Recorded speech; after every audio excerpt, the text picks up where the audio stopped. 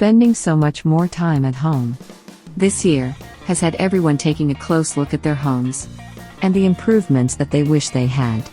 Many homeowners are making drastic improvements to make more space, and others are deciding that they need a new home altogether. I thought I'd share a few features, moving up on lists of wants and needs, in the age of COVID-19.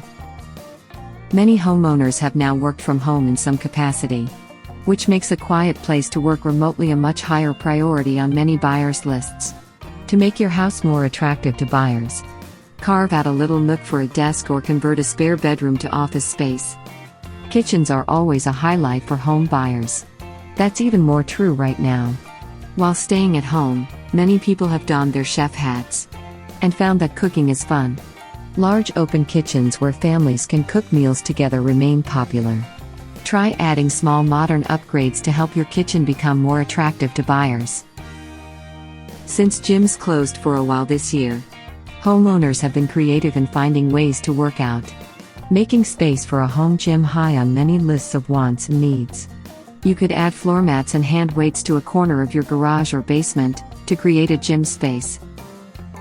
When it wasn't safe to go out in public, we all realized how important outdoor space is. Families need space for kids and pets to play when playgrounds aren't available. Backyards are becoming more and more desirable.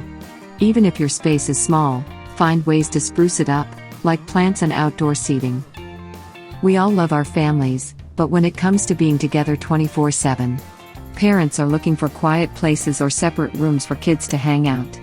Finished basements, bonus rooms, and dens are making a move up on the priority list. If a new room isn't possible, remove clutter and furniture to make your rooms feel more spacious. Keep these things in mind if you're thinking about selling. I'm curious, what home features are on your list of wants and needs? Have they changed this year? Give me a call. I'm here to help.